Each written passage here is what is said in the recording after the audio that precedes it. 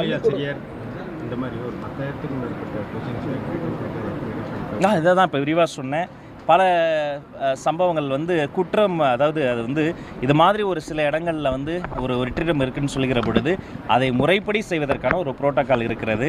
அவர்களுக்கு வந்து நம்ம டிஆர்பியில் நோட்டிஃபை பண்ணி அந்த தகுதி திறமை அதன் அடிப்படையில் வந்து நம்ம எடுக்கணும். இதே ஒரு இடத்துல ஒரு குற்ற சம்பவம் நடந்துருச்சுன்னு வைங்களேன், ஏதோ ஒரு வயலன்ஸ் ஏதோ நடந்துச்சுன்னு வைங்களேன், அங்கே இராணுவ வேகத்தில் துரித ரீதியாக வேலை செய்கிறாங்க. ஆனால் பல ஆண்டுகளாக இந்த ஆசிரியர் பணியிடங்கள் நிரப்பப்படலை. பல ஆண்டு காலமாக இந்த ஆசிரியர் பணிகள் அந்த கோரிக்கைகள் நிறைவேற்றலை. அப்போ ஒரு லா அண்ட் ஆர்டர் ப்ராப்ளம் மட்டும்தான், சட்ட ஒழுங்கு பிரச்சனையை மட்டும் தான் அவங்க வந்து துரிதமாக கையாளணுமா? கல்வி பிரச்சனையை துரிதமாக கையாள மாட்டீங்களா? அந்த போக்கை, திசைவழி போக்கை வந்து நம்ம மாற்றணும். இப்போ வாசலில் வைத்து கண்கலங்கி 2 ஆசிரியர்கள் அந்த கோரிக்கை மனுவை கொடுத்தாங்க.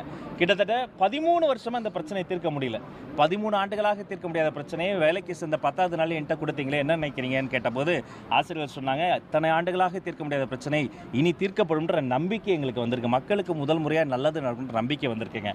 அதனால் ஒவ்வொன்றாக சீராய்வு செய்யப்பட்டு தகுந்த நடவடிக்கை வந்து எடுக்கப்படும். சார், நீங்கள்